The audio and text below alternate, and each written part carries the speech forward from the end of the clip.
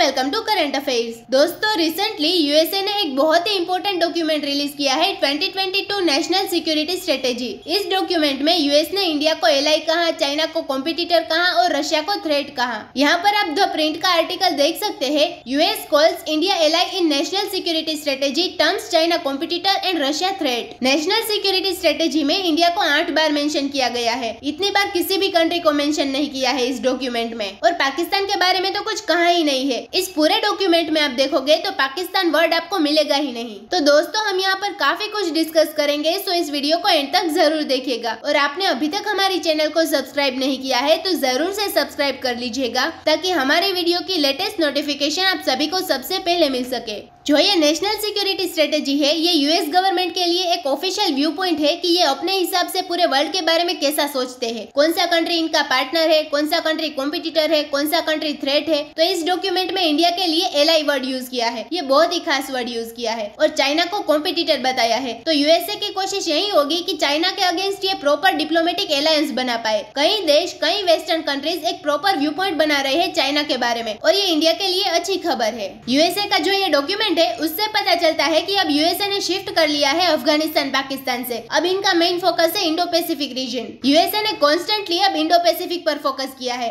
और इंडिया इनका friendly country होने वाला है। नाउ नेशनल सिक्योरिटी स्ट्रेटेजी ये क्या है, इसका पर्पस क्या है? तो पूरे वर्ल्ड में सभी देश एक नेशनल सिक्योरिटी स्ट्रेटेजी का डॉक्यूमेंट रिलीज करते हैं। ये इसलिए रिलीज करते हैं क्योंकि इससे पता चले पूरी दुनिया को, इनकी पॉपुलेशन को, कि ये कंट्री किस कंट्री को फ्रेंड मानता है, किस कंट्री को एनिमी मानता है। और दिसंबर 2021 में जापान ने भी नेशनल सिक्योरिटी स्ट्रेटेजी का डॉक्यूमेंट रिलीज किया था। इसमें उन्होंने ये कहा था कि इंडिया यूएस हमारे लिए बहुत इंपॉर्टेंट है, चाइना नॉर्थ कोरिया थ्रेट है। रशिया का भी नेशनल सिक्योरिटी स्ट्रेटेजी का डॉक्यूमेंट रिलीज होता है, इसमें ये लोग इंडिया को बहुत ज्यादा इंपॉर्टेंस देते हैं। पाकिस्तान का भी नेशनल सिक्योरिटी स्ट्रेटेजी का डॉक्यूमेंट रिलीज होता है। उन्होंने इंडिया पे, कश्मीर पे ही पूरा फोकस किया था, जैसे कि बाकी कोई कंट्रीज है ही नहीं पूरे वर्ल्ड में। लेकिन एक बात मैं आपको बता दूं, आज तक इंडिया ने नेशनल सिक्योरिटी स्ट्रेटेजी डॉक्यूमेंट कभी भी रिलीज नहीं किए हैं। कई जर्नलिस्ट ने लिखा है कि इंडिया को भी नेशनल सिक्योरिटी स्ट्रेटेजी डॉक्यूमेंट की आवश्यकता है, इंडिया को भी एक जेन्युइन डॉक्यूमेंट रिलीज करने चाहिए। बट इंडिया ऐसा नहीं करेगा, क्योंकि इंडिया जियोपॉलिटिक्स के टर्म में आज के समय बन चुका है एक किंग मेकर। बहुत सी बुक्स या डॉक्यूमेंट मिलेगा जहाँ पर कहा जाता है कि India is king maker. India properly दुनिया में एक किंग का दावा कर सकता है, शायद आने वाले 3-4 दशक के बाद कर पाए, उसमें भी हमें काफी काम करना होता। अभी के लिए हम किंग मेकर है, जिस कंट्री के साइड भी हम जुल जाए वो साइड बहुत हेवी हो जाएगी। तो एक किंग मेकर इस टाइप के डॉक्यूमेंट रिलीज नहीं कर सकते, थोड़ी दिक्कत हो जाती है। यहाँ पर इस सिचुएशन में टाइम आने पर डिसीजन लेना होता है कि क्या करेंगे अब हम। यूएस ने अपना national security strategy document release किया, उसमें इंडिया के लिए इन्होंने एलाई वर्ड यूज किया है। जब इंडिया यूएसए के लिए पार्टनर वर्ड यूज करता है, तो ये दोनों वर्ड का डिफरेंस समझते हैं यूएस गवर्नमेंट की ऑफिशियल वेबसाइट से। यहाँ पर यूएस गवर्नमेंट की वेबसाइट में आप देख सकते हो, एलायंस एक बहुत ही स्ट्रॉन्ग वर्ड होता है। यूएस एलायंस तब यूज करता है जब दो ऐसे कंट्रीज की बात की जा रही हो जो वॉर के सिचुएशन में एक दूसरे के डिफेंस में आएगी। यहाँ पर आप इसकी डेफिनेशन देख सकते हैं,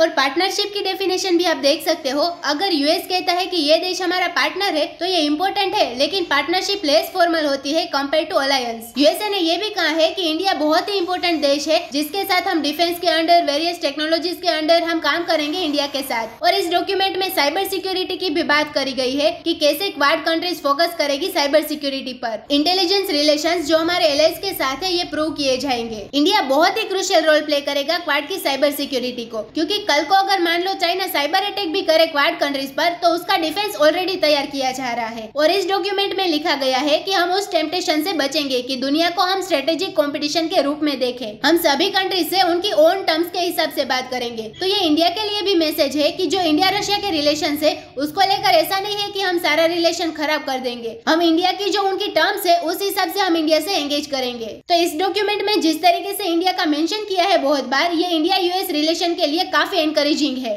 तो दोस्तों, इसी नोट के साथ वीडियो करते हैं खत्म। उम्मीद है यहाँ पे आपको काफी कुछ जानने को मिला होगा। Thank you for listening.